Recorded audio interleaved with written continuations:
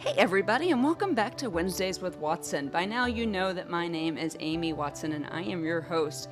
I am so excited about today's episode, guys. Today is a second in a series of bonus episodes that we are dropping in between seasons. If you caught the last episode, paying attention to trauma and the Enneagram, you heard my story as I walked through understanding the blueprint, the Psalm 139ness of who God made me, as I walked through and continue actually to walk through understanding who God made me and the framework of this tool that we use sometimes called the Enneagram. Now, I am a personality test junkie, but this one by far has been the most effective as it gets to the root of my core fears and my core desires, blind spots, childhood messaging, boundaries. We're going to talk about all of those things today.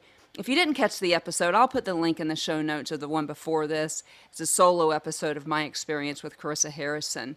And so before we bring Karissa onto the show, I'd love to introduce you to her. She is a certified Enneagram coach, and she'll tell you a little bit about that. She is also doing some part-time pastor work, having been called into shepherding people for many, many years. She is married and a mom of 3 and just an incredible human being, loves the Lord, and takes a gospel-centered approach to the Enneagram. And so I don't want to waste much more time. Make sure that you are listening all through the episode as we will be talking about each of the 9 Enneagram types. And we'll be talking core fears, childhood messaging, boundaries. And then at the very end, Karissa will have a message for those of you out there who have experienced trauma for each Enneagram type. If you do not know your Enneagram type and you are interested in doing that, both Karissa and I highly recommend just Google the Enneagram Institute or go to the enneagraminstitute.com. I am not being paid to tell you that. That's just the one that I used, and I think it's $5. There are some free ones out there as well. So without further ado, let's drop into this episode with my Enneagram coach who has become a friend, Karissa Harrison. Hey Karissa, welcome to the podcast. I am so excited that you are here with us today. I have been looking forward to this so much. Thank you for doing this. Oh, Amy, my pleasure. I've been excited too. Thank you for having me. Well, you are welcome. I feel fortunate to have you. So for listeners who are listening, this is Karissa Harrison, as I mentioned in the intro. And gosh, I was trying to think of when, but I engaged Karissa as my own Enneagram coach. And if you listen to the last episode, you know my experience as an Enneagram 2 and working with an Enneagram coach. And so I asked Karissa if she would come on and help us understand the Enneagram and understand awareness. Or understand the importance of awareness, I should say. And so we are going to just start. First of all, Chris, I have a quick question for you. And I've been actually wanting to know this as one of your clients too. These 3 questions I want to know as one of your clients. The first one, and perhaps the most important one, is what made you want to become an Enneagram coach? Well, here's the short version of a long story. Is that I stumbled onto the Enneagram as a tool about 10 years ago and started using it for my own personal and spiritual growth and just experienced tremendous transformation in my life. It just helped me connect puzzle pieces and fill in blanks and connect dots that I hadn't previously been able to do. And then from there, I started using it as a leader and seeing how quickly it would help other people understand themselves and how quickly it would help me understand the people around me and extend greater compassion to them.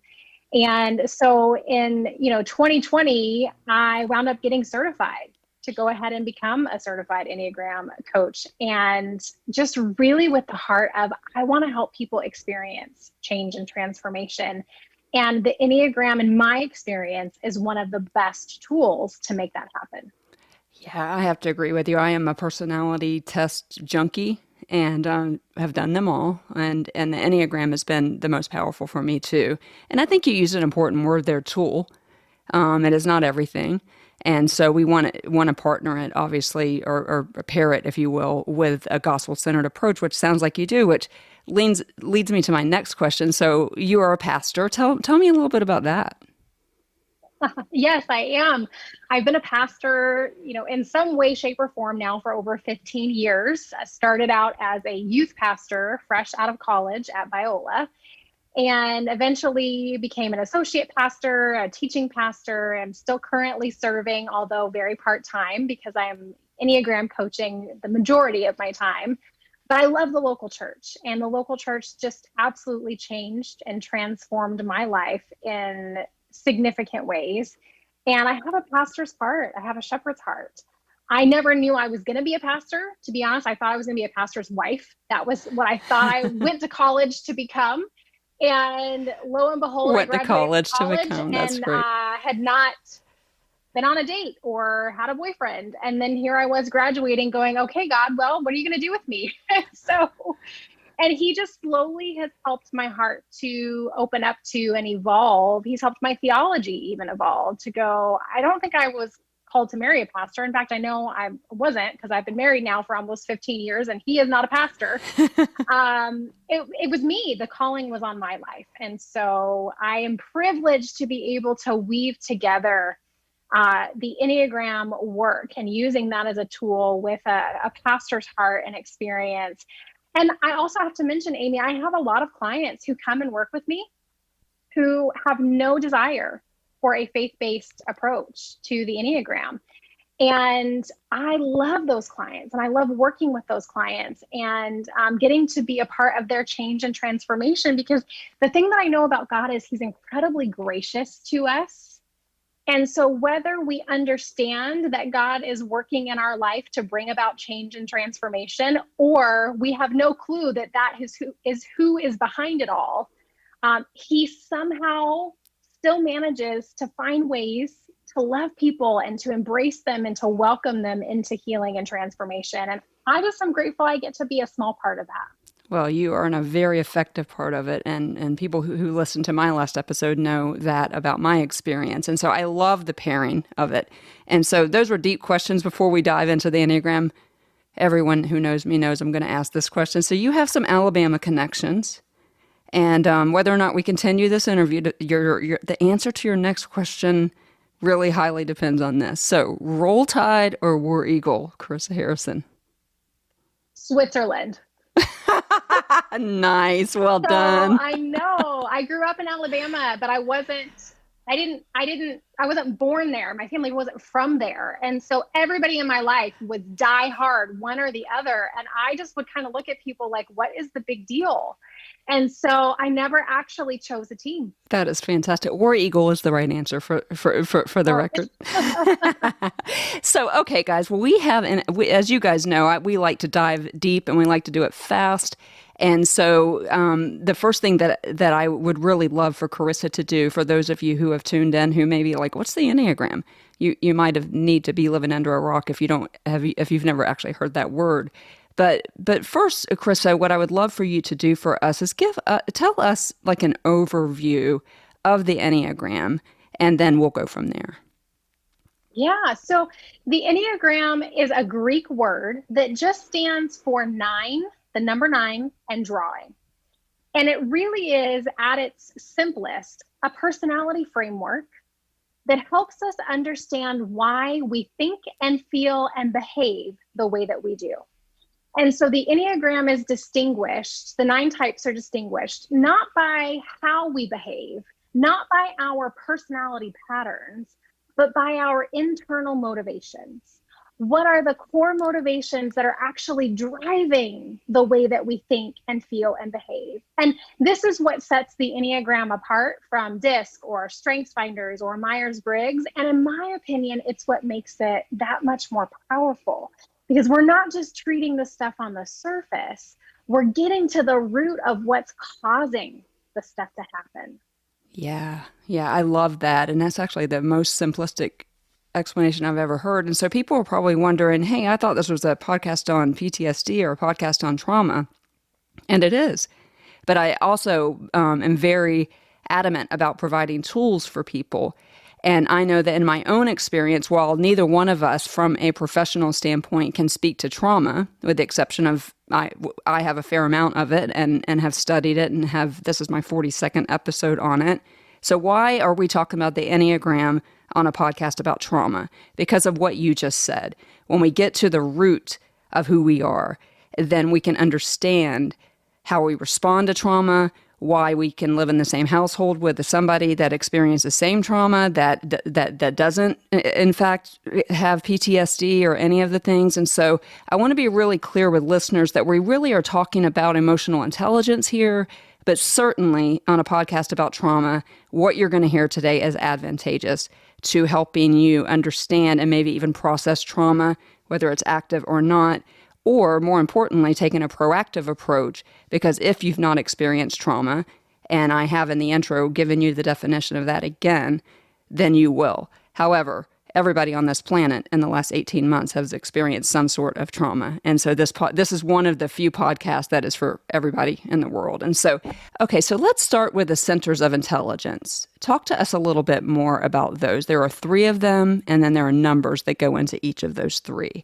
So let's talk about the centers of intelligence first. Okay, so I love working with centers of intelligence because it helps us understand how we as individuals are processing information and making decisions. And what we understand because of just ancient wisdom, and now what neuroscience has helped us to understand, is that our brain is not just in our head, that our mind runs throughout our body, that we have neurons in our brain, in our head. We have them even in our heart and then in our gut. So now there's all this research going on about our gut brain, which is why when we have an experience, sometimes we feel it in our gut. There's like a gut punch, right? Or, we feel it in our heart. All 3 of those areas, the head, the heart, and the gut, give us really important information. And depending on what Enneagram type you are, you have a primary center of intelligence, which is the one that you lead with when you're processing information or making a decision. You have a secondary center of intelligence, which is kind of there in a supporting role. And then you have a third center of intelligence that is either misused, overused, or totally repressed. So to kind of give you a breakdown of them, you have types 8, 9, and 1 who are in the body or gut center of intelligence. And so they are going to be intuitive. They are going to be action oriented. They are going to say things like, I don't know how I know, I just know. And it's that unconscious level of information that we have access to quicker than the conscious information running through our mind. Does that kind of explain that first one well, Amy? Very well, actually, yes. Now to my favorite one, mine. Yes. Okay. So now we have the heart center of intelligence, or the feeling center, which is where types 2, 3, and 4 live. And so they're going to process information through the heart center. They're going to be constantly aware of how do the people around them feel about the situation, and how do I feel about the situation? And so they typically are processing information and leading with the heart center. And then we move on to the head center of intelligence, which is your types 5, 6, and 7. And they are accessing their strategic thinking, the planning, the analyzing in their mind of things before they are then maybe accessing body next or heart next. So that kind of gives you a picture of all 3. Yeah, and I just think it helps us understand. Again, the point of this podcast is to help us understand, to make us aware so that we can alter our behaviors and taking a deep dive into healing if we have in fact experienced trauma. And so that leads us into, you talked about those core motivations, and I think sometimes that they're also, and you can correct me if I'm wrong on this, but that is tightly connected to our core fear. So they are part and parcel. And so again, you're on a trauma podcast, and I want to start with the core fears of each Enneagram type, because fear and trauma is a disastrous combination. And so if we can help people out there listening, particularly the 9 people who have agreed to come onto the podcast behind you, if we can help them understand their core fears, I want some of them to have aha moments. And so on this first question, when we talk about core fears, we're going to start with 1, and we'll go all the way down to 9. So I want to start with core fears. Let's talk about type 1 and the core fear of the Enneagram type 1. Can you tell us what that is and kind of walk us through that? Yeah. So let's start first with what the core fear actually is before we dig into the specifics of the type 1. So when we're talking about the core fear of our Enneagram type, it's the thing that we are each running from. It's the thing we're trying to protect ourselves from, the thing that we're trying to prevent from happening. And oftentimes, this is an unconscious motivation that's driving the way that we think and feel and behave. So when we talk about fears, think about it through the lens of this is the thing for my type that I am trying to prevent from happening, that I'm trying to keep myself from experiencing. I'm trying to protect myself from this. So for the Enneagram Type 1, the core fear is of being wrong, bad, evil, inappropriate, unredeemable, or corruptible. Interesting. Tell me more specifically about the inner critic of the Enneagram 1. So let's dive a little bit more into that, what that fear actually translates into. And we all know what those words mean. But in particular, of particular import, I'm interested in that inner critic that I've read on your Instagram post so much about. Yeah, so the inner critic is something that is unique to the type 1. We all experience an inner critical voice to some degree or another. With the Enneagram Type 1, what we have found is that their inner critic is relentlessly mean. It never stops. And it is constantly judging the individual and the circumstances and people surrounding the individual. And so, sometimes with the Enneagram Type 1, people think the Type 1 is looking for everything that's wrong, that they are scanning to find the mistakes. But that's really not what the experience is like. What's actually happening is the inner critic is bombarding the Type 1 with everything that's wrong. So when a 1 walks into a room, it's not that they go looking for what's wrong, or when they're reading, a post, they're not looking for the typo. It's that the mistakes bombard them. They almost they jump out at them and grab their attention, so to speak. Yeah, that makes sense. And we're going to talk about the 2s in a second because, as everyone knows, you are my Enneagram coach, and I think one of the most comforting things that you talked to me about was like the 2s are second only in the inner critic to the 1s. And so as we one of the things that I love that you do on Instagram, and guys, if you're not following her on Instagram, you should do that. But this is something really interesting and a tool that I think we can give that Karissa has. When this fear, so we're back to the Enneagram 1, when this fear is triggered, you may find yourself hyper aware of the inner critic's criticism and respond by trying to protect yourself, others, and the world around you. And so I think that as it pertains to when we try, and when I try, and I say I because Karissa is the Enneagram coach here and I'm the one talking about trauma, but my type 1 listeners who have experienced trauma, I bet that inner voice is loud. Your trauma may highlight guilt and shame that does not belong to you. I think that the lies are loud, but they're definitely louder for you. And I just want to remind you guys that we have an enemy who has come to seek, kill, and destroy us. We see that in John 10:10. And there's a song by Josh Bales, and there's a lyric, and it's, when the lies are loud, let the gospel drown them out. And we know, type 1s, that in 1 Peter 3:19, that we are handed down a legacy of being spotless because Jesus' blood covers it.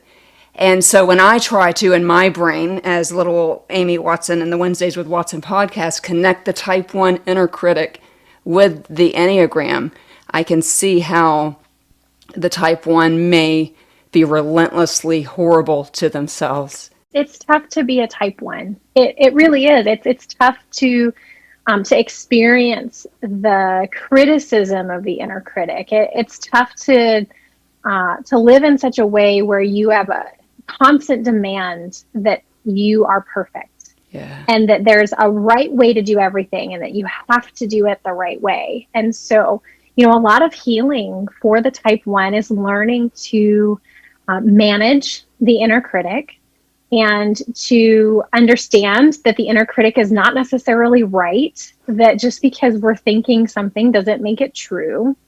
And to remember, I'm going to jump ahead a little bit, but to remember that you are good because of who God created you to be as a human being, as a son, as a daughter, that you are already good. And that you make mistakes. We all do. We all make poor choices, sometimes multiple times throughout the day, but that does not change that you are good, that you are created in the image of God, that you have inherent worth and value and dignity.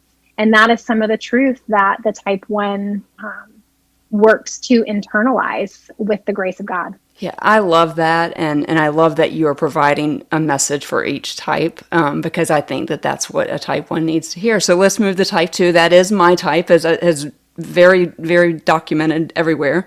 What is the core fear of the Enneagram Type 2?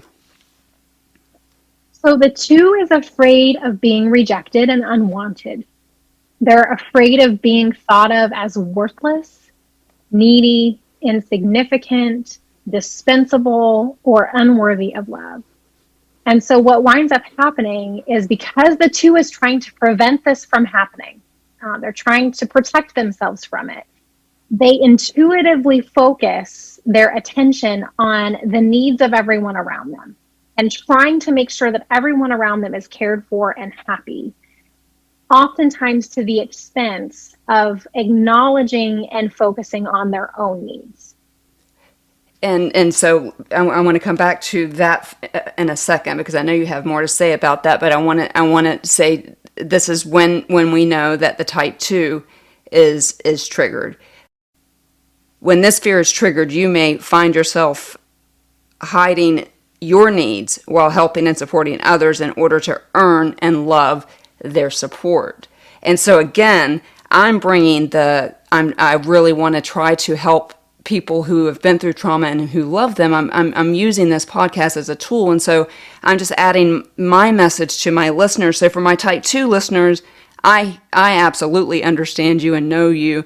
And if you're the lucky ones, you've hit the bonus, because if you want the deep dive into the Enneagram 2, the episode before this is my experience with Karissa, who we're still going through Enneagram coaching, and I'm still learning lots of things. But my listeners with trauma in this Enneagram type, you likely don't ask for help. You could you cover your pain often by absorbing the pain of others. I want to encourage my type 2 people to remember Hebrews 4:15. That's the verse that we mentioned so many times on this podcast, is that we do not serve a high priest who is unfamiliar with our sufferings. Lean into that pain, because what Karissa just said, we intuitively pick up the pain of other people. And for me, at least as a 2, I know that is a way to not process my own trauma. You are probably struggling with feeling loved and wanted. I know this because so do I. And this is where community comes in. This is where paying attention has helped me. And this, for the Enneagram 2, we just want to be loved. And what better verse to give you than John 3:16? But Jesus gave his life for you to receive that truth, for that truth that John 3:16. And so, Chris, I would ask you, what would your message to the type 2s be? Well, and these aren't not necessarily my messages, so I want to make that clear. Yeah. Every Enneagram type has a part of their core motivations. There's a core longing. And the core longing is the message that our heart longs to hear. And for whatever reason, the world just never quite satisfies that core longing. Our parents can never satisfy that core longing, no matter how amazing they are. Our spouse, our friends, our teachers, the world cannot completely satisfy it. And so we're always left kind of wanting more. And so for the 2, it's that you are wanted and loved. Whether you meet another need or not, whether someone is pleased with you or not, whether you volunteer or you say no, you, as who you are wanted and loved. Already. And I'm actually on Zoom like I am normally with Kristen. I just kind of felt like I was back in a coaching session. one of the things that you say to me, and I'm sure this is true about all the Enneagram types, I just want to highlight here, is showing compassion for yourself in this regard, especially as an Enneagram 2, because knowing that I'm already loved. And I remember, Karissa, you sending me when that song Gyra came out, you voxed me the link, the YouTube link, and there's a lyric in that song that says, "I've never been more loved than I am right now. It doesn't take a trophy to make you proud. I've never been more loved than I am right now." I think that, yeah, that core, that's such an amazing message for the Enneagram types too. We just want to be wanted and loved. And so that moves on to Enneagram 3, which I wing very heavily into, and we don't have time to get into wings, but you typically fall into one of the numbers on either side of you. You pull some of those traits, and I lean strongly into a 3 wing. So, and Chris, I think you probably can speak with some definite authority, double authority on the 3s. And so tell us about the core fear of the 3, please. Yeah, so the 3 is afraid of being exposed as or thought of as incompetent, inefficient, or worthless. They're afraid of failing to be or appear successful. So what's the biggest struggle for the Enneagram 3 with that fear? I think for the 3, there's a constant need to succeed, to achieve, to feel like in order to feel valuable and worthy, we have to be achieving, succeeding, accomplishing things. We're constantly measuring and weighing our value based off of how we contribute and show up in the world, and attaching our significance to all of that. And keep in mind that with every Enneagram type, the strength and the potential liability are both sides of the same coin. So think about the Enneagram 2. Part of what the gift is that they bring to the world is that they intuitively see what people need and what they're feeling, and they can come alongside and help and support and encourage. It's incredibly beautiful. So that's the gift. The flip side is that it can be to the detriment of their own well-being, and they can struggle to say no and have boundaries and express their own needs. With the Enneagram 3, the gift that 3s bring to the world is that they are motivating and driven to achieve and get things done, and can work really hard and make incredible things happen. The flip side of that coin is, they oftentimes can do that to the detriment of their well-being, of their relationships, of play. And, some of the work for a type 3 is, one of my favorite authors says, it's learning how to be a human being instead of a human doing. Oh, wow. Who is that author? Richard Rohr. Wow. Yeah. And so for a 3 to sit with that and to learn how to find contentment and experience the love of God, even when they're not accomplishing, even when they're not contributing, even when they're not successful, whatever that standard is, to just kind of sit back and understand. And here's their message: you are loved and valued simply for being you. Yeah. Simply for being you. You don't have to achieve. You don't have to work any harder. You don't have to do one more thing or check off one more box on a to-do list. You are loved and valued simply for being you. And that's so hard for so many of us. And so as I connected in my brain and on my podcast with trauma, I first want to read when the core, so 3s out there, these little graphics have been very, very helpful to me, because it's kind of like, oh, that core fear has been triggered. And so here's for 3, when the core fear of the 3 is being triggered, you may find yourself, as Karissa really eloquently just explained to us, prioritizing work and success in a way that strains your well-being and your relationships. And when I connect it to trauma, to my listeners out there, trauma, as I mentioned, I wing into that 3. And so I can speak to some experience to this core fear because I get thrown into performance mode naturally. But when my trauma is activated, I find myself burning all the ends of all the candles because I need to make someone proud. I need to achieve. I need something to show up, to show my value. Moreover, I want to prove to the world that my trauma was not my fault. Like, I want to outperform it. Like, if I got that original trauma because of something I did, now I want to prove to the world that it is not my fault. It didn't happen to me because of any of those things. And again, I want to remind you guys, remember, those lies are loud. Let the gospel drown them out. And so, as Karissa just said, if you're out there, you are valuable just because you woke up and God decided to keep your heart beating, not because of anything you've done. And if you've experienced trauma and you're this type, you may be tempted to blame yourself for it and to try to outperform it and not deal with it. And so, and we're going to talk about leaning into pain a little bit all through the season, but paying attention, guys, continue to bring awareness that as a type 3, you're going to want to be successful and you're going to want to be perceived as successful. And so with trauma comes into play, you're going to be very tempted to believe that lie that it's your fault. And that's really true about all of the types. We blame ourselves, I think. But and so that's for the Enneagram 3s out there. And so what is the core fear of the Enneagram 4? So the 4 is afraid of being inadequate, emotionally cut off, plain, mundane, defective, flawed, or insignificant. And so a 4 oftentimes has this false belief that there's something inherently wrong with them, that they are deeply flawed somehow. And so that fear, the thing they're trying to protect themselves from is experiencing that, or allowing the world around them to experience that.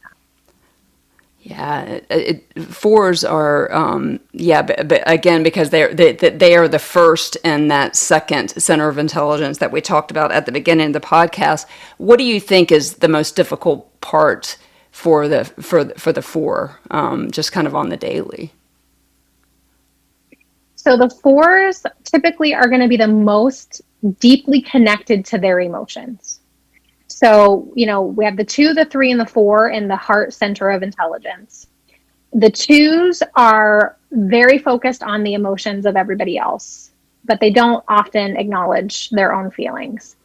3s actually misuse and repress the feeling center. So even though they're in the heart center, they sometimes will connect with how other people are feeling, but they typically, until they begin doing work, will avoid their own emotional world at all costs. So a 3 with trauma oftentimes is leaning into work and success and achievement in order to avoid dealing with all of the uncomfortable emotions. Oh, that was 100% me. Yeah.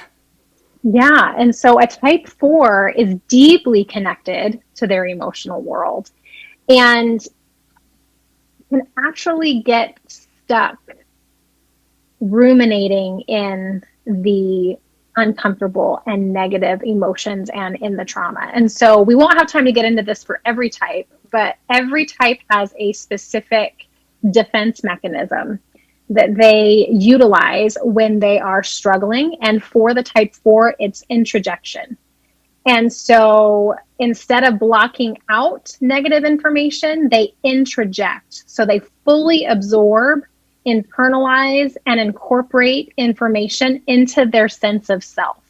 So instead of it being something that happened to them, sometimes they can identify themselves as the negative emotion or as the negative experience. And that's a tough place to be. But remember, the gift is also the potential liability. So the gift of the 4 that they bring to the world is they are deeply empathetic and they can sit with people and hold space with them in their suffering and in their pain and provide a ministry that I don't know that very many others are capable of.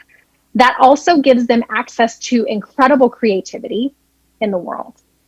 The potential liability is sometimes they can get stuck in that. Yeah. Yeah, it's so interesting that you say that about the creativity, because my 4 that's going to come on after this is a beautiful artist, just an amazing artist. And so just kind of in keeping with, so everyone has the same information. So when the when the type 4 core fear is triggered, you might find yourself feeling lonely and misunderstood, causing you to pull away from others and move deeper into your inner world of emotions. And so listeners that are listening to me, as Amy, the trauma podcaster, your trauma is probably feeling, your trauma is probably fueling this fear. You may think your trauma happened because you were inadequate. You may fight too hard to prove that you are adequate. You may want to prove to the world that you're not flawed. I hope that today that you will find rest, that you're complete in Christ, that you're his workmanship and always enough. And we find that in Ephesians 2:10. And so as you are tempted to come into your, especially if you have trauma, to drop into that just your own world, whereby you feel like you're not enough out there, your trauma is going to do nothing but positively reinforce that. And so I think that that this is valuable information for those of you sitting in that type 4. And I love what you said, that they're able to hold space, because that has been my experience with the 4s that I've had in my life. And so now for the elusive 5s, which I had to beg, borrow, and steal to find a guest that would come on for the Enneagram Type 5. Let's talk about the core fear of the Type 5. So the type 5 is afraid of being annihilated, invaded, or of not existing. They're afraid of being thought of as incapable or ignorant, or even of having obligations placed upon them or their energy depleted.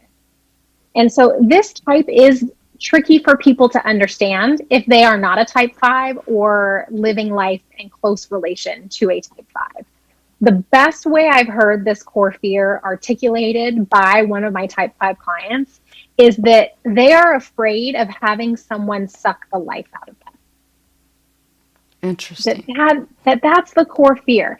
That if they spend too much time in relationship or with people, that they'll have the life sucked out of them. And part of this is because a 5, one of the things that differentiates them a little bit is they kind of have this false belief around their energy. So a typical person gets a great night's sleep. They wake up in the morning and they feel like they have 100% in their battery for the day. A type 5 gets the same good night's sleep. They wake up in the morning. They feel like their battery is only at about 30%. And so they are protecting that energy reserve because they don't want it to be depleted. Mm. And so part of the work with a type 5 is helping them to understand that instead of withdrawing and isolating to protect their energy, that sometimes energy can be gained through relationship and through connection. And the right kind of relationships with the right kind of people can actually pour life into them. Wow. Yeah, this is absolutely the one that I understand the least. And so for type 5s, when this fear is triggered for you, you may find yourself withdrawing from others and putting up strong boundaries to protect, as Karissa just said, yourself from feeling invaded. And so when I was preparing for this podcast, and the connection with trauma, and as I prayed about what to say to each type as it pertains to fear, because trauma, and particularly PTSD, fear is its worst enemy. And so for type 5s, literally, I wonder if you are the ones with trauma, and literally you have been invaded, and that invasion may have been somebody might have placed an obligation on you that is overwhelming. And I'm thinking in the trauma world especially, they may have placed an obligation on you, like forgiveness, for example. Like this is something that you didn't ask for, and now you are required to forgive. Or you may have been given, something might have happened to you, and I'm thinking medical PTSD right now, that is also impeding on your world and invading your world and invading that energy that Karissa just talked about. And so you may not speak up because of the fear of being ignorant or being embarrassed, or again withholding that energy, as Karissa was just talking about.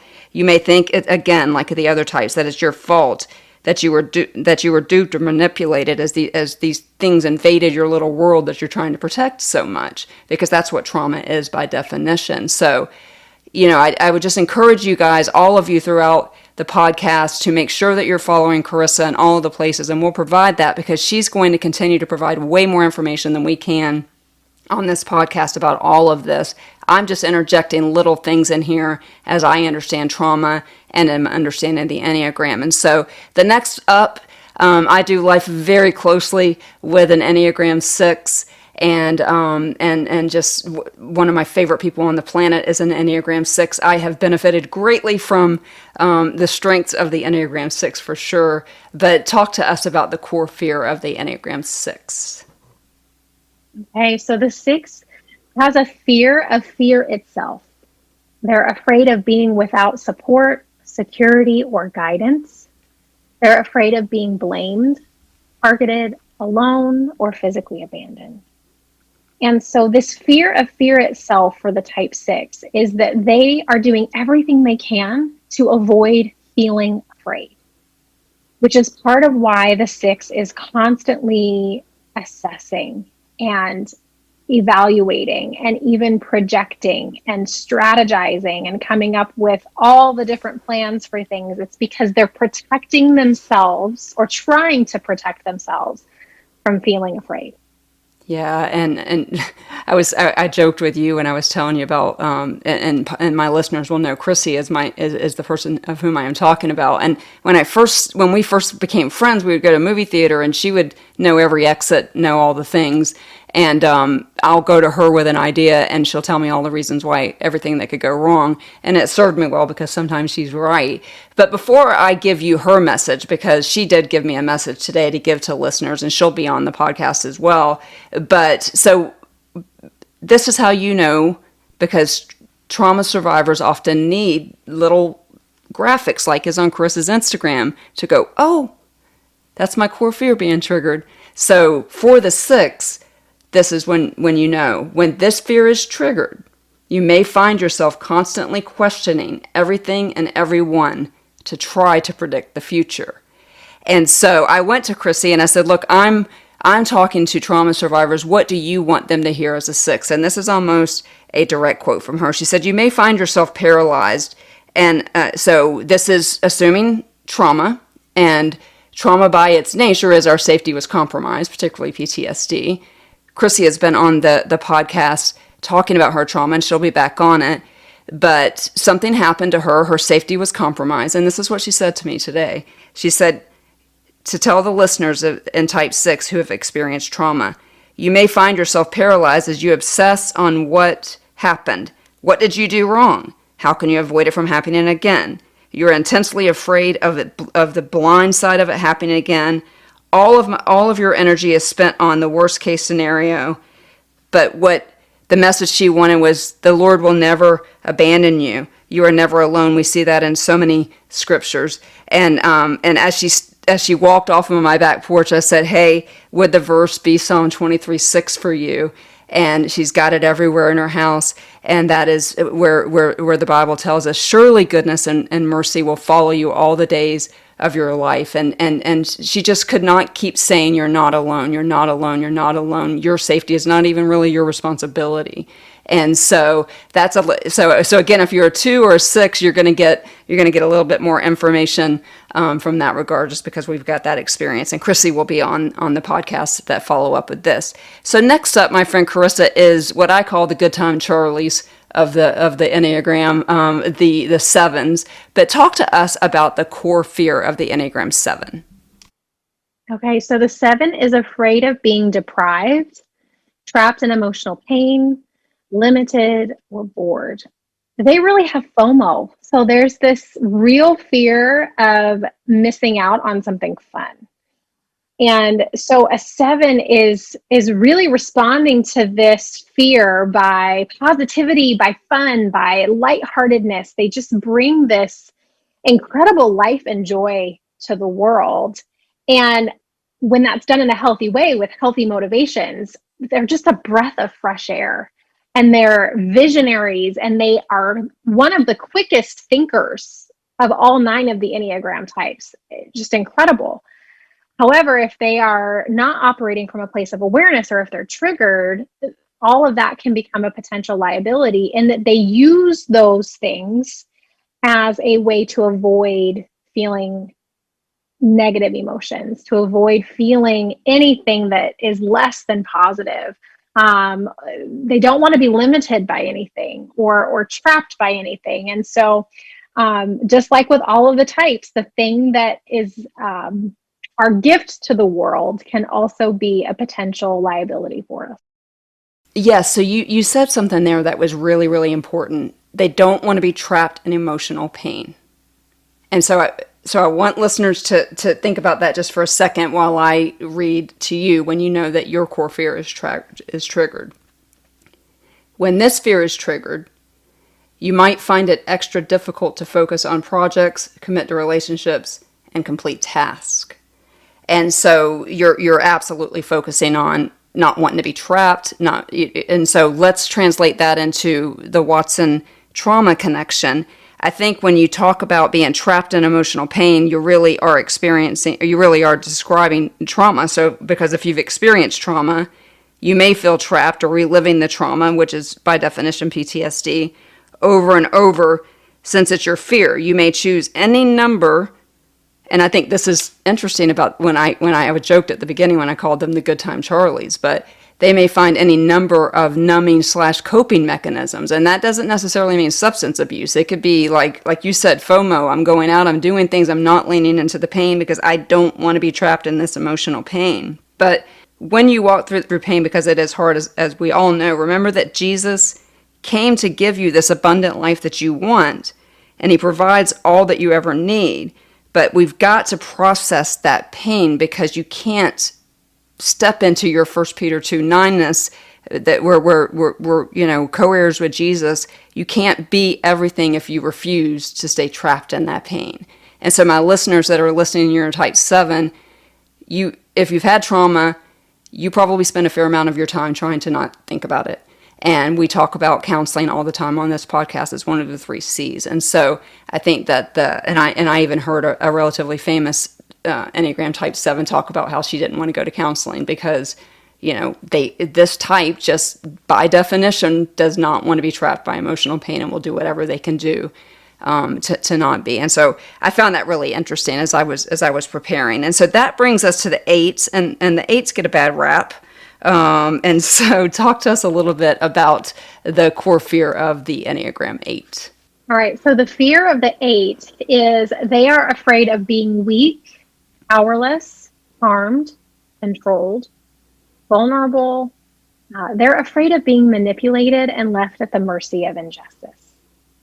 And so an 8 oftentimes is trying to prevent being controlled. And so they usually will go on the offensive and kind of can have this mentality of, I'm going to control everyone and everything before they try to control me. Yeah.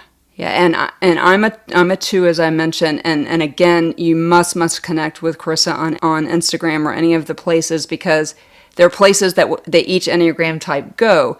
And when stressed, 2s, which are me, go to 8s. And I actually tested as an 8 one time, because it was literally in the middle of a bunch of trauma, a bunch of reliving, particularly my domestic violence trauma. And so I can tend to lean into that 8. And so the message that that this core fear is triggered if you're an 8 is, when this core fear is triggered, you may find yourself with very little patience. This may cause you to push aside those who are too slow to move out of the way. And as a 2 who has operated in stress and in unhealth, and I'm using air quotes when I say that, for a good portion of my life, that so rings true to me. And so what I want to say to my listeners is, because in stress I tested it as an 8, that my trauma informed that. I did not, and I do not want to be controlled. And I tested another time, and then I was a 2, and 8 was nowhere to be found. because I was in a healthy place. But for those of you out there, and there's a fair amount of my listeners who are domestic violence survivors, if you are an Enneagram 8, type 8, you are particularly going to have some work to do in a counselor's office or with an Enneagram coach like Karissa, because domestic violence by definition is nothing but being controlled. And so if that's your core fear anyway, and you're living it or you have lived it, I can't stress enough the importance of professional help and understanding that your personality type might make living, particularly that domestic violence trauma, a little bit more difficult. And so the 8 that'll come on is not a domestic violence survivor, but I think what you've said here will resonate to her, because they do get a bit of a bad rap because they walk in, they put their heads down, and they get things done. And you add trauma to that, particularly that fear of being controlled. And it's just to me, it's kind of like, a type A personality on steroids, because it's like, I've been down this road before, I've been controlled before, and I was hurt before. And so my fear was realized. And therefore, I'm going to be the worst version of myself. And so that's the message I want to give to my listeners on that. What is the core fear of the Enneagram 9? So the Enneagram 9 has a core fear of being in conflict, tension, or discord. They're afraid of feeling shut out and overlooked, or of losing connection with others. And so this fear often is motivating them to just kind of go along to get along. 9s have this incredible ability to see the world through the eyes of everyone else. So they understand all of the different perspectives, but oftentimes because of that and the need to kind of keep this peace, they have fallen asleep to their own opinions, to their own dreams, to their own desires.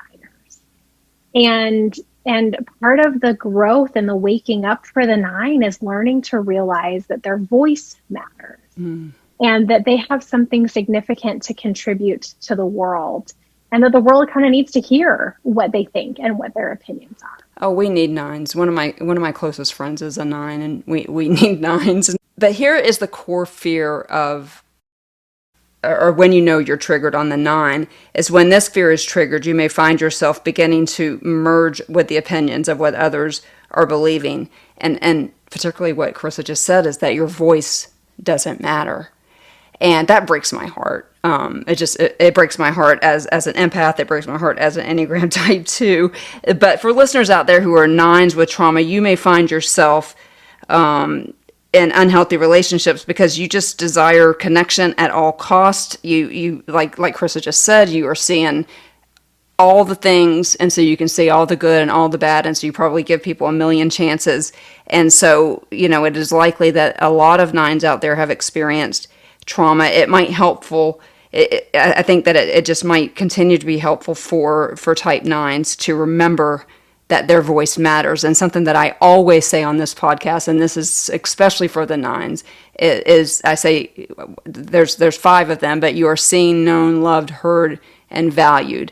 And 9s out there with trauma, you probably are confused sometimes with trauma because, as Karissa said, you can see everybody's perspective. And so there are probably messages that you're telling yourself based on your ability, your superpower to see the perspective of everybody, that your trauma is not what it is. And so you may be able to see the good in the person that cause, as I call them, your trauma makers. And that's not a bad thing. But just know that as an Enneagram Type 9, where it is so important for your voice to matter if you've experienced trauma, it is oftentimes that you will have been silenced, and this fear will be realized to the nth degree, and that makes me sad. And so just remember that your voice does matter and that you matter, and so much so that God sent his son to die on the cross for your sins, and that is true about obviously all of us. But I have a tender place in my heart for the 9s, because we need 9s. We need everybody, but I have a tender spot for the 9s. And so what we're going to move into next, and we're going to do this relatively quickly because I know that everybody's time is important, but this is going to be a part and again, you've got to take the deep dive on this, but it becomes in childhood messaging, and I'm going to let Karissa do all of the explaining of this. But this is meant to close out the podcast before we connect with our 3 C's and the stars of the story, to tell your heart the message that not only you need to hear, but that is true based on scripture. Karissa, I guess talk to us first about childhood messaging. What is it and why it's important, and what are the pitfalls of us talking about this in this context? Yeah, so the childhood message is the message that people experienced either directly or indirectly, that they interpreted from their childhood. And there are 3 different types of childhood messages. There's wounding messages that arrive with an intent to harm, or there's a perception of harm. There are injuring messages that result from something harmful that happens, but without ill intent. And then influencing messages, which arrive intending to shape or to guide. And so what the Enneagram framework helps us to do is understand that each Enneagram type has a childhood message that they picked up on that was given to them either implicitly or explicitly. And so what I mean by that is we're all human beings who were raised by human parents. None of us escaped childhood without a childhood wounding message. That's just part of being human. And so for all the parents who are listening, what I don't want you to walk away from is thinking that you have, messed up your kid, Exactly. depending on what Enneagram type they become. The bottom line is no parent, no matter how healthy, no matter how incredible they are, can fulfill all of the needs of their children all of the time. It's just impossible. And so every single one of us grows up and becomes an adult and carries some type of childhood messaging, wounding childhood messaging. My Enneagram teacher, Beth McCord, uses an example, an illustration that I think is really important, and that is timeout. Okay. So we all know that kids pay attention to everything, but they can be terrible interpreters, right? Right. And so think of a child who makes a choice and the consequences timeout. So there can be a wounding message with that timeout, which is, the parent sends the child into timeout and just leaves them there and never goes back to love and repair and help them understand why there was a consequence. Think of abuse stories where children are just, locked away and put away because they forgot to pick up their shoes or something.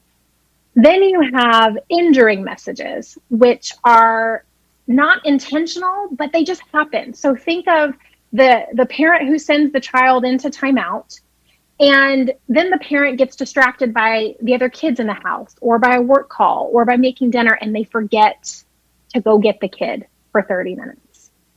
That child has, absorbed a wounding message that was not intentional. Right. On the behalf of the parent. In fact, probably every parent with good intentions has forgotten to get their kid out of timeout at some point. Okay. And then we have the parent who, sends the kid into timeout, and the kid experiences the timeout, and then the parent goes back in and explains to the child that they are still loved, and there's a hug, and there's comfort, and there's love. So there can be an experience of timeout, and it can be experienced different ways, and it can be interpreted different ways depending on the child, depending on the parent and the circumstances. And so what's helpful about the childhood message that is unique to each Enneagram type is it helps us understand why we interpreted our childhood one way, but all of our siblings interpreted it a different way. Right.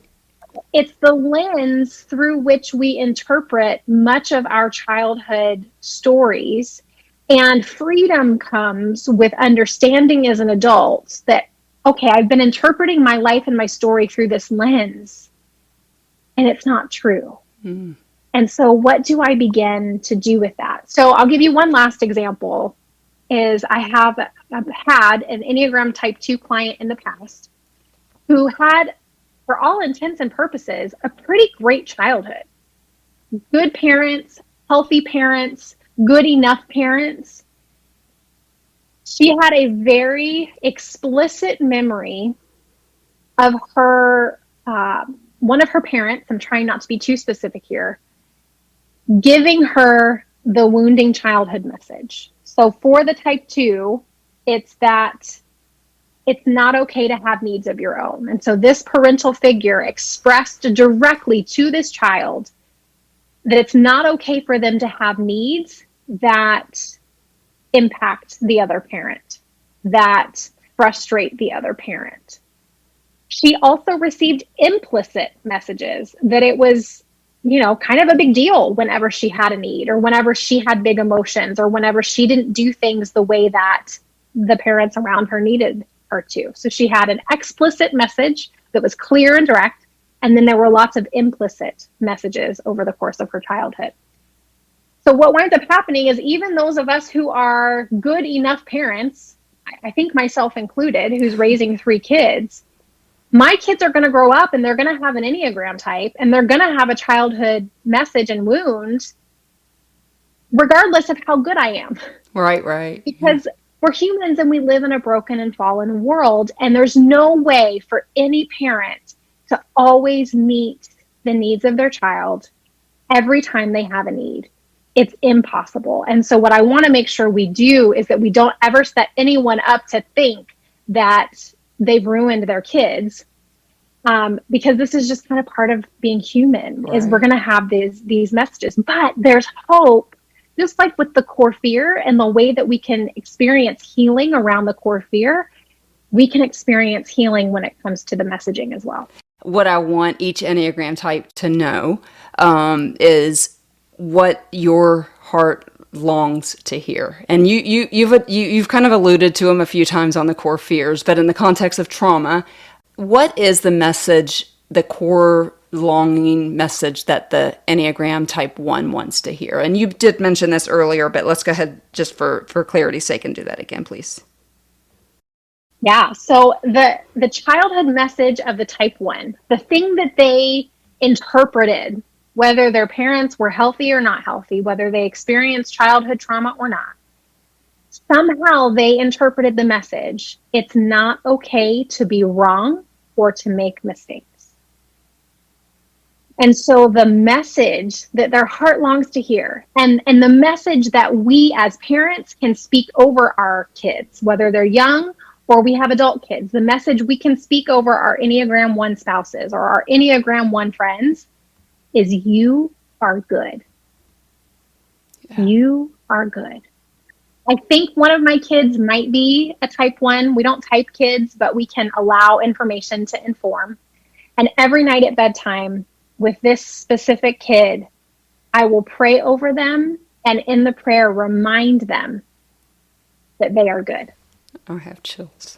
I absolutely have chills. And so in the context of trauma, for my listeners out there, you experience trauma. You have that inner critic that we talked about. You need to hear today that you are good, even if you never did anything else, period. You are good. One of the examples that Karissa brought to me in my coaching was when John the Baptist baptized Jesus. And your question to me was, do you think about the timeline of that? And I have a minor in Bible, and I'm thinking, and I remember you just doing what you're doing now, just let me talk. And I was like, and you said, when did Jesus receive the message from the Father? And it was before he had done a single thing. And so for both people out there who don't have trauma, who are Enneagram 1, and those that do, for those that you are good. And there's nothing else to say. We don't need to say enough behind that. We need to say you are good. And you are made in the likeness of God, as we see in Genesis 3:26. You are good. And so let's move on to the 2s, the childhood wounding message, and then our core longing.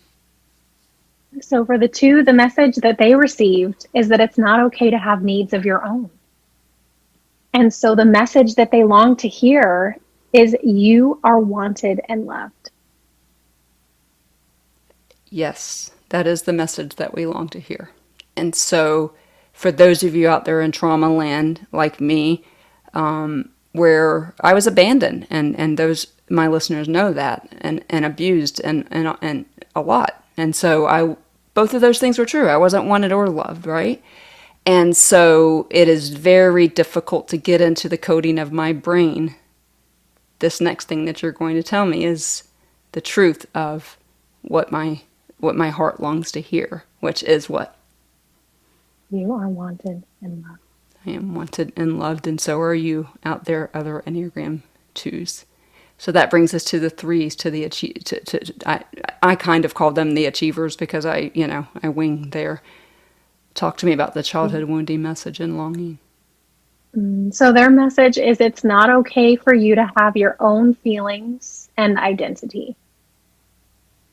And so they shapeshift and they become who they think they need to be in order to be perceived as successful. And so the message that they long to hear, kind of the antidote, so to speak, is for the 3 that you are loved and valued simply for being you. Yeah. And so, with one of my other kids, who I think may have some type 3 tendencies, I learned this in a book a long time ago, but we've been doing this since they were a really young child. And I would say, do I love you because you're smart? And they would say, no. And I had to teach them to do this. Do I love you because you're kind? No. Do I love you because you're beautiful? No. Do I love you because you're a great big sister? No. Do I love you because you're creative? No. And I would go on and on, Are you all of those things? Yes. Why do I love you? Because I'm just me. Wow. And so those are just a couple of examples of how we can begin to use those messages, the healing messages, to speak life over people, over our kids, over our nieces and nephews and spouses, to counteract some of the wounding messages that are just naturally going to happen because we're human and we live in a broken world. Right. And so my type 3 trauma survivors out there, again, you're loved for you.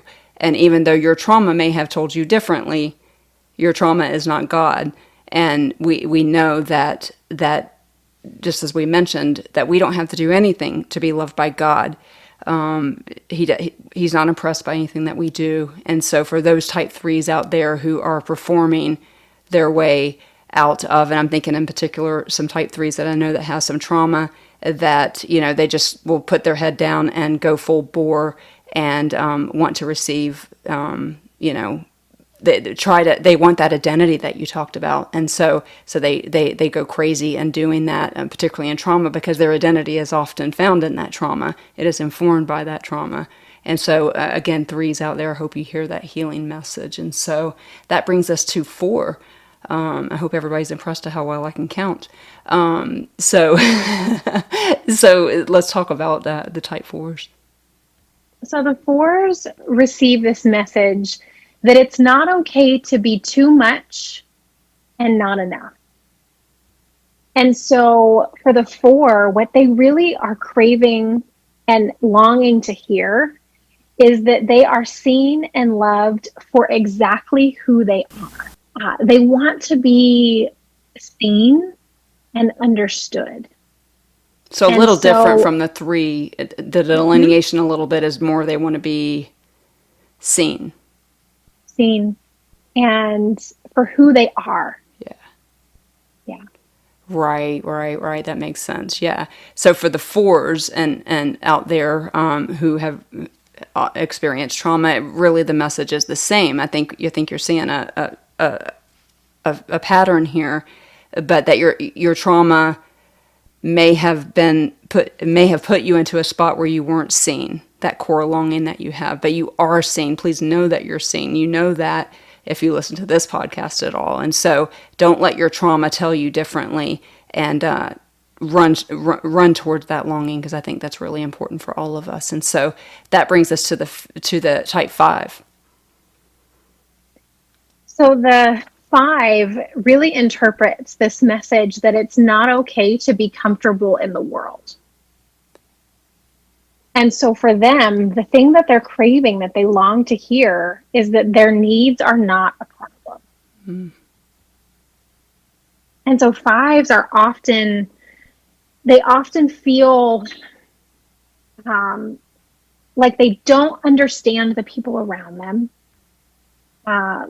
Like the people around them have this social awareness that they didn't get access to, that they have to work harder to comprehend. And so for them to understand that their needs are not a problem, that they can withdraw, that they can set boundaries, that they can experience silence and solitude and those kinds of things, it's a message that they long to hear, that their needs are not a problem. Yeah, and I know I grew up in the children's home with a lot of kids that, you know, some of them I could probably ping as a 5, and so what I found and what I find in my opportunities to work with people, and I don't know whether they're type 5s or not, but they will diminish their trauma, they will diminish their pain because they don't feel comfortable in the world and they've not received the message that their heart longs to hear. Is that it's okay for you to have needs. It's okay for you to, you know, say, no, I can't go to X block because, you know, you need that downtime to decompress and to work through things. And so for type 5s out there, we need you, as we've mentioned before, but we want you to feel comfortable in the world, and we want you to know that your needs matter, that they matter to us. And so that brings us to 6. What is the messages for the 6? So the 6 has picked up on the message that it's not okay to trust or depend on their self. And so the message that they long to hear is that they are safe and secure. Yeah. They're safe and secure. And, you know, here's a bonus piece of this. So much of the work for a 6 is learning to trust their self, to trust their decisions, to trust in their ability, to not feel like they have to go to, you know, every source or committee or person in their life to talk through the possibilities, that they can trust their ability to make a decision. And at the end of the day, that they are safe and secure. Yeah, and that's a tough one. And so we are speaking to primarily survivors of trauma. And so this issue of safetyness and trusting yourself, survivors will blame themselves because they didn't make the right decision. They didn't put themselves in the right spot. They didn't make sure everything was safe. Kind of like Chrissy said, they will absolutely obsess on, it's my fault, and what do I do to make it not happen again?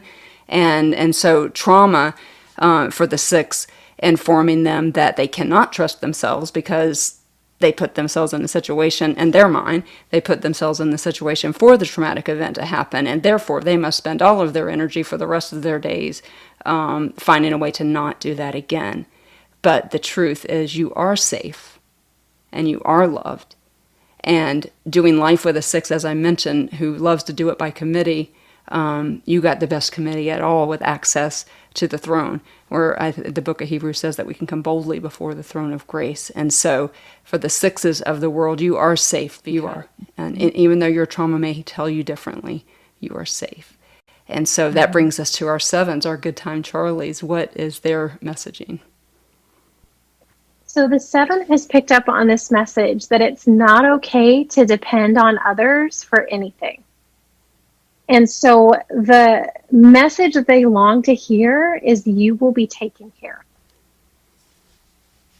You will be taken care of is the message they long to hear. And so I can't think of any other scripture than and I will put the reference in the show notes, and you may know it, but I will never leave you or forsake you is a promise that we have from God. And so for trauma survivors, I think that's important messaging for us to remember as 7s, is that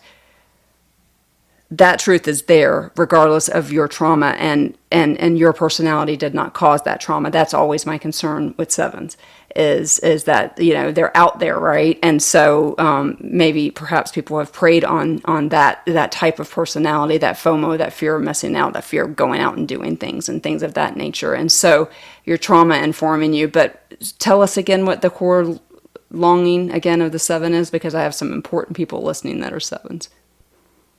You will be taken care of. You will be taken care of. And so even though your trauma has told you differently, that maybe you weren't taken care of, or it appears as though you weren't taken care of, because I know that one day we're going to stand before God and it's all going to make sense, but you will be taken care of. You are being taken care of. And ultimately you were taken care of because of the work of Jesus on the cross. And so that's to my 7 peeps. Talk to us about the 8s. So the 8s interpreted that it's not okay to trust or be vulnerable with anyone. And so the thing that they really long to hear is that you will not be betrayed. Yeah. And I wanted that to breathe for a minute because, again, we're talking, the majority of my audience are trauma survivors. And so that your core desire, your core longing, the thing you need to hear is that you will not be betrayed. If you are a trauma survivor, you have been betrayed. And so it might be difficult for you to believe us when we tell you. And that's true of all this, by the way, trauma survivors. It's hard for me to know that I'm wanted and loved. It's hard for Chrissy to know that she's safe. It's she will be safe. It's hard for all, Enneagram. It's all of it is hard when your trauma is informing it. And that's the point of the podcast. And so if you're an Enneagram 8, and that core longing is to not be betrayed, and you have been betrayed, know that we understand that, and just know the truth. Bebo Norman has a song called "If Your Faith Is Hard to Find, You Can Borrow Mine," and borrow ours on this number 8 is that you will not be betrayed. God will always be there with you. Well, and here's the thing. I have 2 things on that. One, I'm a pastor, and I don't believe that you have to believe all of the right things about God in order to experience his love and his goodness. Amen. I just don't. Because if that was the case, none of us would get to experience it. Exactly. Because who in the world knows all of the right things about God? So there's that piece. The other piece is these core longings, they're really meant to help us gain understanding of where some of our pain and our wounding comes from. Because at the end of the day, living in this world, this broken and fallen world, am I ever going to perfectly experience and trust that I am loved and valued simply for being me? Is it possible for me every moment of every day to believe the message that I will never be betrayed? Right. And so when we're able to kind of step back from that and go, well, that's the message that my heart most longs to hear, but I'm not going to get to experience that perfectly right now. And so there's a disconnect there. And sometimes what that draws us into is some awareness and some understanding of why we have some of the responses and reactions and defense mechanisms that we do. For sure. And part of it might be releasing some expectations of, there's no human being in my life that's going to be able to satisfy this core longing. There's no structure, no job, no sense of security, really, in my opinion, outside of God that's able to satisfy this longing. And even with God, it requires a lot of faith. Yeah. And trusting in what I cannot see and what I cannot fully comprehend or explain. 100%. And that's, that reminds me of Romans 8:18, for I reckon that the sufferings of this present time are not worthy to be compared to the glory that will be revealed in us. And so we're not going to feel all of these things as we move into the 9. I'm not always going to feel wanted and loved. Both of us teared up when we talked about that part, and we've been working together for months now. And you had to go into your coaching voice and go, you are wanted and loved, because you're looking at me knowing she still doesn't quite believe it. And guys, I've been in church since I was 10 years old, and I know and love and believe in the sovereignty of God, but I don't always believe that. And so don't feel discouraged if we're just providing what your heart needs to hear in hopes that it will help you seek those things and help you understand. I can't stress the word awareness enough in Enneagram work. So let's move to the 9 quickly. What is the messaging for the 9? So the 9 interpreted that it's not okay to assert yourself or think much of yourself.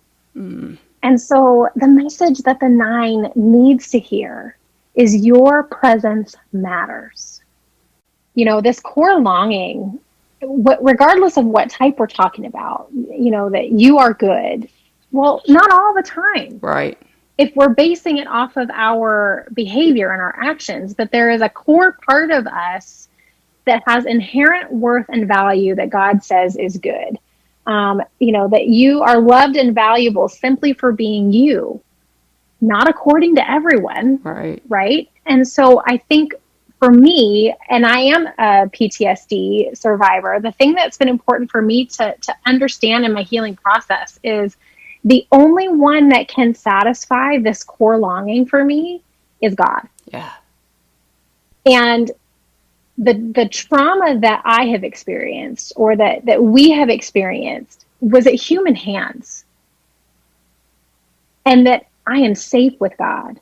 I am loved by God. I am valued by God. I will never be betrayed by God. And I don't want to simplify those things, because that can do more harm than good. Some of us have felt betrayed by God. Some of us have felt rejected by God, unloved and unwanted by God. And so part of the work, part of the healing that we do in therapy is learning to distinguish those things. That I might have felt like God didn't protect me, like he didn't keep me safe. And that's a valid feeling. And some of it I'll never have answers for completely. What I'm learning is to trust that he is still with me, that he was there, that he's with me now, that he is healing, that he is restoring, that he is redeeming, that I can see that.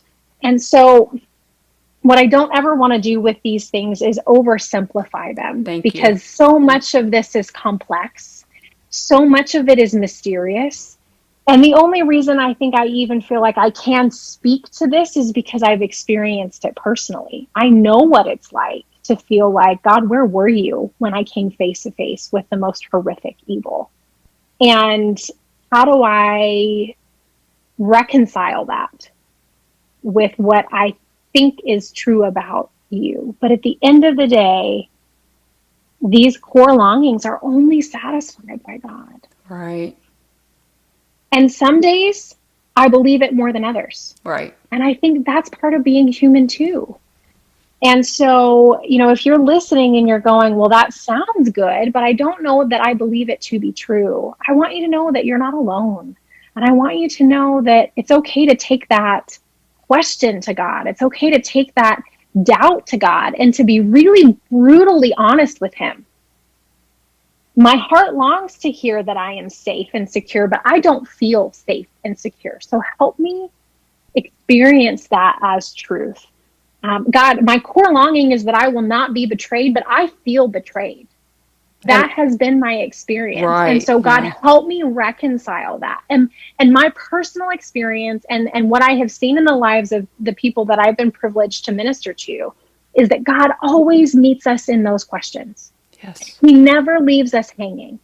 He doesn't always answer when we want him to, and he doesn't usually answer the way that we want him to. But I keep coming back to this place of God is good. He is good to me and to everyone that he has created. His grace is good to all of us. And so God, help me to trust.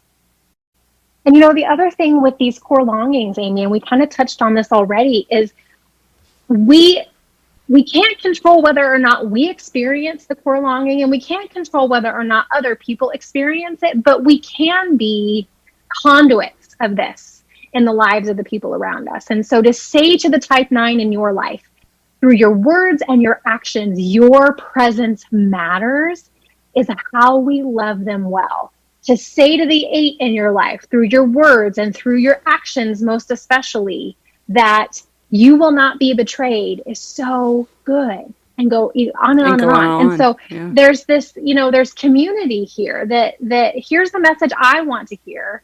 And I long to hear, and God satisfies that, but we can also be a part of satisfying that for one another. You hit on something that we talk about all the time, community. And so the 3 C's, trauma-informed counseling, of which we've talked about here today, community, what you just talked about, so that we can come alongside, whether you're a trauma survivor or not, understanding what each other needs to know and hear and doing life with them. That's the kindest thing that we can do for each other. And then finally the church, which we don't have time to talk about, but then the star of the story, who we've been talking about this entire time, Jesus, who is not unfamiliar with our sufferings. And so I hope that this has been helpful to those of you who are interested in the Enneagram. I did ask Karissa, because many of you are going to send me messages, so I'm going to try to thwart that here so I don't get thousands of messages. If you are interested in knowing what type you may identify as, Karissa has recommended to us at this point, and this will change at some point because she's going to have her own test, but the EnneagramInstitute.com, you can go there and take a test and then come back and listen. We will be back in 2 weeks with each type, and they will have the opportunity to listen to Karissa, and they will respond in real time as it pertains to their trauma or just their everyday life. And so, Karissa, I adore you. Thank you so much for this. This has meant everything to me, and you're just amazing.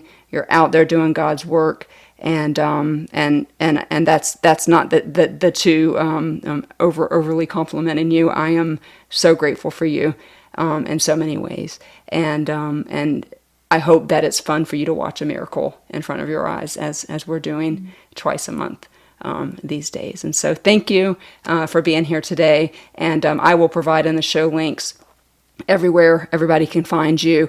I know that you're booked out a little bit right now, but I highly recommend any of you guys who want some deeply meaningful healing work as it pertains to the Enneagram, trauma or not, to consider an Enneagram coach, and particularly Karissa or Beth McCord. Those are the only 2 that I would recommend you to, and I only know Beth McCord because I see her on Instagram. But Karissa's the real deal, and I just wanted to thank you for being here today. Oh, it's a great honor, Amy. Thank you so much for having me. Well, guys, thank you so much. I know that this was a little bit more of your time that you spent with me than usual. I hope that each of you that listened to this found value in this episode that Karissa brought to us. It is so important to understand who God made us and how He made us, what we are afraid of, what we fear, what we long for, and ultimately who can provide that for us. I do hope that you saw the thread of community through these podcasts, as we cannot do this life alone. And so, as I mentioned before, the easiest way to find Karissa is KarissaHarrison.com. You can also head to all of her socials. I will provide those in the show links as well. And then also, you can always reach me by hitting that Contact Amy link right in the show notes. Coming up next in 2 weeks, we have a lot of work to do before we get there, but we will have interviews with each Enneagram type and how this episode, both of these episodes, resonated with them, regardless of whether they have trauma or not. I'm excited to bring those to you. Some of my favorite people in the world are going to be on those podcasts. And so, until I see you again here in the Healing Zone in 2 weeks, remember, you're seen, known, loved, heard, and valued.